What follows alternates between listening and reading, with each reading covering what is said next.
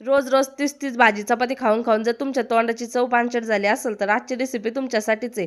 इथे घेतलं मी एक पेरू, हिरव्या मिरच्या, लसूण, आलं, मीठ, कोथिंबीर आणि अर्धा लिंबू. आता हे मिक्सरला घालून थोडंसं पाणी टाकून वाटून घ्यायचं. पाणी गरज पडल्यास घाला, नसेल घालायचं तरी पण चालेल. आता ही चटणी इतकी चवदार होते ना, मी तुम्हाला सांगते. मला पण पहिलं वाटलं काय आणि पेरूची चटणी, पण मी जेव्हा काय करून बघितली ना तर इतकी मस्त तिची चटकदार चव होते ना, की आपल्याला जेवताना आहे ना आपण अर्धी भाकर जास्त खाऊ. बाजरीच्या भाकरीसोबत ही चटणी एकदम अप्रतिम लागते. तुम्ही नक्कीच ट्राय करून बघा आणि तुम्हाला कशी वाटते मला ते कमेंट करून पण सांगा. आणि तुमच्याकडे ही चटणी बनवली जाते का हो ते पण मला सांगा बरं का.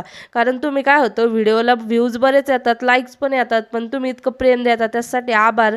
पण तुम्ही कमेंटच का नाही करत राव? कमेंट पण मला नक्कीच करत जा, म्हणजे तुम्हाला कळतंय की तुम्हाला माझ्या रेसिपी आवडतात, नाही आवडत, किंवा तुम्हाला नवीन नवीन अजून काय बघायला लागेल ते पण मी आज आवर्जून करेल. तुम्ही नक्कीच कमेंट करा, व्हिडिओला लाईक, शेअर आणि सबस्क्राईब करून जा.